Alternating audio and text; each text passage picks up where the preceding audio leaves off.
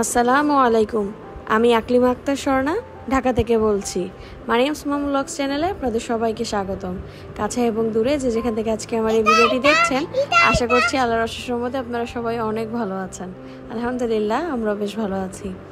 আজকে সন্ধ্যার নাস্তা ছিল, 2টা ফিশ ফ্রাই করেছিলাম আর সাথে 2টা ডিম সিদ্ধ করেছি, মারিয়ামের জন্য একটা আর মারিয়ামের বাবার জন্য একটা। তো আমার ঘরে নতুন কিছু জিনিস অ্যাড হয়েছে, ভাবলাম যে আপনাদের সাথে শেয়ার করি। এই যে কি হোল্ডারটা দেখতে পাচ্ছেন, এটা মারিমের বাবার নিজের পেজের আর কি। আর এগুলো আমি অনলাইনে অর্ডার করেছিলাম, সেগুলোই আজকে মারিমের বাবা লোক আনিয়ে ড্রিল করে নিয়েছে। এখন আমার রান্নাঘরটা অনেকটা সুন্দর হয়েছে। এখন হচ্ছে কি গুছানো বাকি, ড্রিল করার কারণে অনেক ময়লা পড়েছে, তো ওগুলো আস্তে আস্তে ক্লিন করব। আমি তো দুইজনকে নিয়ে আসলে পেরে উঠি না, যেহেতু একা হাতে আসলে সব কিছু করা লাগে। তো যাই হোক, এখন হচ্ছে গিয়ে আমি ফার্স্টে একটু গুছিয়ে নিব। আর দেখলাম যে মাকড়সার জাল হয়ে গিয়েছে, মানে ঝুল পড়েছে। আসলে কি আমি বাচ্চাদেরকে দিকে মনোযোগ দিতে গেলে আসলে সংসারের দিকে মনোযোগ থাকে না, মানে এই যে মাকড়সার জাল পড়েছে আমি হয়তো খেয়ালই করি নাই।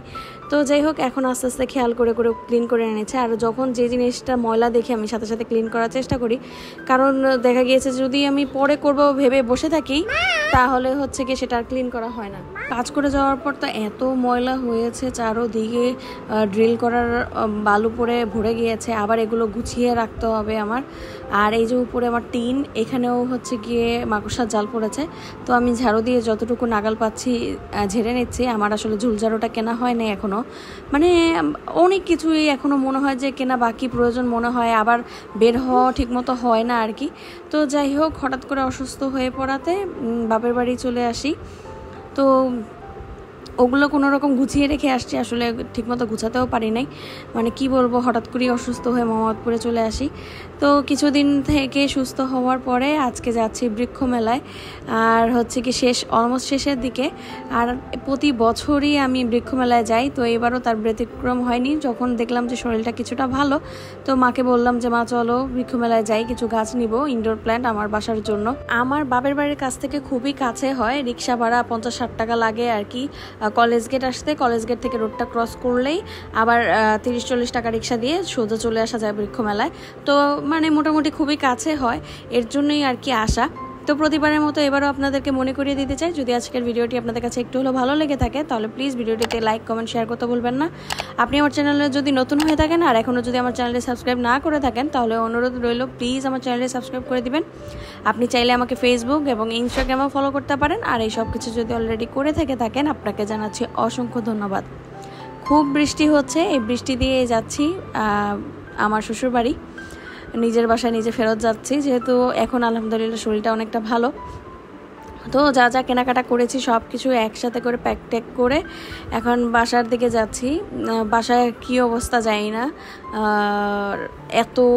এত দিন 7 দিন অলমোস্ট আর কি আমার বাবার বাড়িতে থাকা হয়েছে। 7 থেকে 10 দিনের মতো আমার আসলে আর কি থাকা হয়ে যায়। তো যাই হোক, এখন হচ্ছে গিয়ে বাসার অবস্থা কি জানি না। তো এসে দেখি যে খুবই করুণ অবস্থা। আমার যিনি হেল্পিং হ্যান্ড আছেন, আপা আসলে আমাদের বাড়ির কেয়ারটেকারের ওয়াইফ, তো ওনার কাছে আমি চাবি দিয়ে গিয়েছি, কিন্তু উনি আসলে আসে নাই। এসি লাগিয়েছে আবার মারিমের বাবা এরই মধ্যে। তো এসি লাগানোর কারণে আরও ময়লা দিয়ে পুরো ঘর একাকার অবস্থা। তো যাই হোক, আস্তে আস্তে সব গুছিয়ে নিব। এই যে কি করে রেখেছে এসি লাগানোর কারণে, দেখতেই পাচ্ছেন বাসার অবস্থা একেবারে খারাপ। তো মা হচ্ছে চিকেন ব্রেস্ট পিস দিয়ে দিয়েছে, এটা তাড়াতাড়ি ফ্রিজে রাখতেছি, না রাখলে আবার হচ্ছে গিয়ে নষ্ট হয়ে যাবে। তো মা তো অনেক কিছু রান্না করে দিয়ে দিয়েছে। আসলে সবার মাই মনে হয় এইরকম, যে রান্না করে দিয়ে দেয় মেয়েকে, যাতে রান্না করে খাওয়া না লাগে। আর আমার মামাকে এত পরিমাণে রান্না করে দেয় যে সেটা আমার 8-10 দিন লাগায় খেতে হয়। আমি মাকে বলি যে অল্প অল্প করে রান্না করে দিও, কিন্তু কে শুনে কার কথা। সে সব সময় হচ্ছে কি এতগুলো করে রান্না করে দিবে, আর আমার সেটা খেতে খেতে অনেক দিন পার হয়ে যায়। ফ্রিজের খাবার আসলে আমি এনেই সাথে সাথে ডিপ করে রাখি, যার কারণে টেস্টের হেরফের হয় না, আমি টের পাই না। কিন্তু নর্মালে রাখলে আর কি টেস্টের 19-20 হয়, এটা বোঝা যায় আর কি। তো যাই হোক, মারিয়ামের জন্য এই যে মিষ্টি কুমড়ো ভাজি করে দিয়েছে, চিকেন রান্না করে দিয়েছে, বিফ রান্না করে দিয়েছে, তারপরে হচ্ছে কি রোস্ট রান্না করে দিয়েছে, মানে অনেক কিছু রান্না করে দিয়েছে আমার মা। আসলে যা যা পেরেছে সব, মাছ থেকে শুরু করে অনেক কিছু। আসলে আমার ফ্রিজ পুরা ফুল হয়ে গিয়েছে, দেখতেই তো পাচ্ছেন কি অবস্থা, মানে আর কিছু রাখার জায়গা নেই, মা এত কিছু দিয়েছে। তো কিছু খাবার আসলে আমি নর্মালে রাখবো, আর হচ্ছে গিয়ে যেগুলো পরে খাবো সেগুলো ডিপ করে রাখবো। নর্মালগুলো 2 দিনের মধ্যে খেয়ে ফেললে কোনো প্রবলেম নাই, কিন্তু এর বেশি সময় হয়ে গেলে খাবারগুলো কিন্তু নষ্ট হয়ে যাবে বা টেস্টটা নষ্ট হয়ে যায় আর কি। তো যত দ্রুত সম্ভব নর্মাল চেম্বারে যা রাখবেন, চিলিং স্পেস এটাকে বলে। তো যাই হোক, এখানে যে খাবারগুলো থাকে সেগুলো তাড়াতাড়ি শেষ করে ফেলাটাই ভালো। তো দেখতে পাচ্ছেন আমার পুরো ফ্রিজ একদম পুরা স্টাক হয়ে গেছে, একদম ফুল, মানে একটু জায়গা নেই আর কি এই অবস্থা। তো যাই হোক, এই যে গাছগুলো এনেছি, স্পাইডার গাছ, তারপরে একটা পিঙ্ক কি যেন ওই গাছটার নাম আমার এক্সাক্ট মনে নাই, আর এই 2টা গাছ, বড় 2টা গাছ, এই 4টা গাছ নিয়েছে মাত্র 300 টাকা।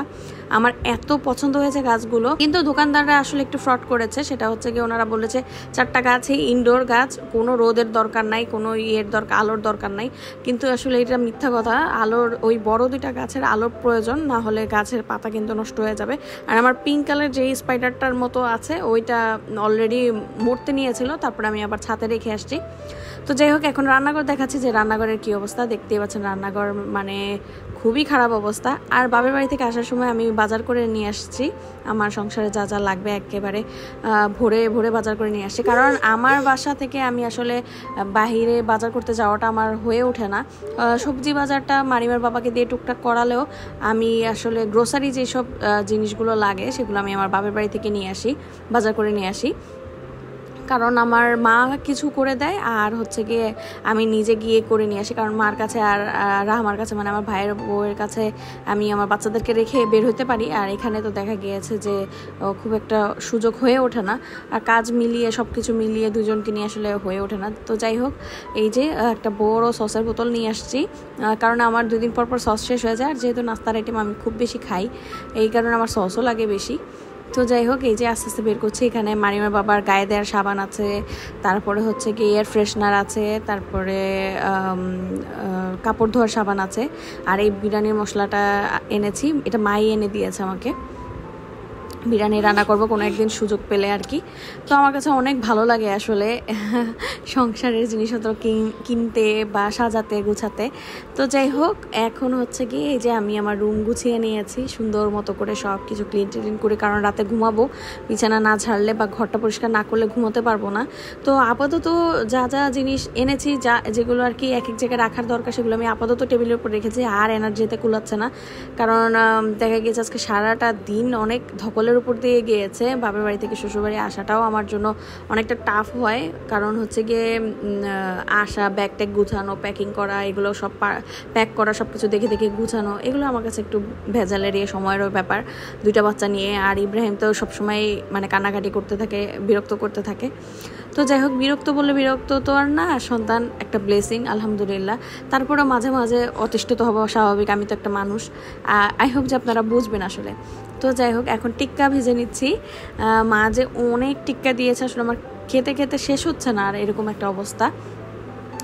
তো এখন হচ্ছে গিয়ে টিক্কা ভেজে নিচ্ছি রাতের বেলা খাওয়ার জন্য, টিক্কা দিয়ে ভাত খাবো। তো যাই হোক, এটা তারপরের দিন সকালবেলা নাস্তা, মিষ্টি কুমড়োর ভাজি আর ডিম পোচ করেছি মারিমের বাবার জন্য আর আমার জন্য আর মারিয়ামের জন্য।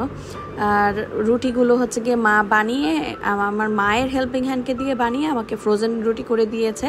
তো এগুলোই আজকে ছেঁকে নিয়েছি। তো ছাকার পরে আসলে দেখলাম, ছেঁকে নেওয়ার পরে আসলে দেখলাম কি যে রুটিগুলো একটু কেমন কেমন জানি হয়েছে, মানে আমি আসলে তাপমাত্রাটা বুঝে উঠতে পারি নাই। তো যাই হোক, দুপুরে খাওয়া দাওয়া করে রেস্ট নিয়েছি, সন্ধ্যায় নাস্তা করেছি আজকেও লইট্টা ফ্রাই আর ছিল। আমি বেসন দিয়ে আরও ভালো করে কোটিং করে আরেকটু ডোটাকে পাতলা করে তারপরে এইভাবে করে ভেজে নিয়েছি। আমার কাছে লইট্টা ফ্রাই অসম্ভব মজা লাগে। আর মারিয়ামকে নাস্তায় দিয়েছি টিক্কা ভাজা, দুপুরবেলা যে ভেজেছিলাম বেশি হয়েছিল, তো ওইটাই গরম করে দিয়েছি, আর বাকি ডিম যতটুকু ছিল এক্সট্রা সেটা দিয়ে দিয়েছে। দেখতে পাচ্ছেন কত তেল, আসলে এগুলোর মধ্যে না অনেক তেল লাগে, ভাজা পোড়া খাবার খেতে গেলে তেল, অতিরিক্ত তেল লাগে। তো কালকে আমাদের বাসায় গেস্ট আসবে, মানে আমার শাশুড়ির বাসায় গেস্ট আসবে, আমার মামি শাশুড়ি আসবে আর মারিমার বাবার মামাতো ভাই আসবে। তো এটা তার পরের দিন সন্ধ্যার নাস্তায় আমি হচ্ছে গিয়ে ওয়েজেস করেছি।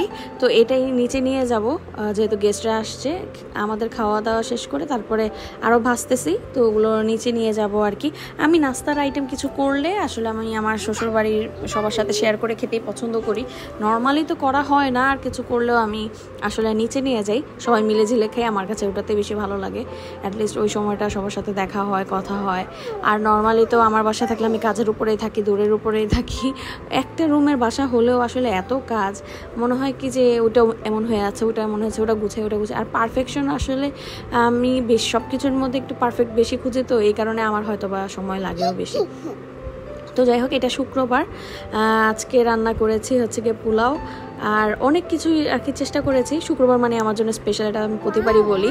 আর এই যে রোস্ট করেছি আর কি কোরমার মতো করেছি, আর এই ভেজিটেবলটা মা রান্না করে দিয়েছিল, তো সেটা গরম করতে গিয়ে এরকম হয়ে গিয়েছে, যেহেতু এটা ডিপে ছিল। আর টিক্কা ভেজে নিয়েছি, মারিমা বাবা যেহেতু আজকে আমার সাথে খাবে, তো ওনার জন্যই এত স্পেশাল আয়োজন। আর উনি খাক বা না খাক, আমি প্রতিবারই আসলে স্পেশাল আয়োজন করি বা করার চেষ্টা করি। তো যাই হোক, এটা হচ্ছে গিয়ে রাতের বেলা আমার ননাসের বাসায় হচ্ছে গিয়ে গেস্ট আসছে, ওনার ফ্রেন্ডরা আসছিল। তো আপু আর কি অনেক কিছু রান্না করেছিল, আমাকে দুপুরে খেতে বলেছিল, এর আগে আমি খাওয়া দাওয়া করে ফেলেছি দুপুরে। তো এর জন্য আর কি আপু রান্না করে আমাকে উপরে দিয়ে পাঠিয়েছে।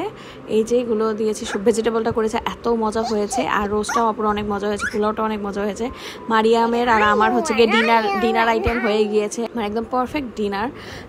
তো আমরা খুব এনজয় করে খেয়েছি, আলহামদুলিল্লাহ অনেক মজা। খেতে খেতে আপনাদের কাছ থেকে বিদায় নিয়ে নিচ্ছি। সবাই সুস্থ থাকবেন, ভালো থাকবেন, আমাদের জন্য বেশি বেশি দোয়া করবেন। আল্লাহ হাফেজ, আসসালামু আলাইকুম।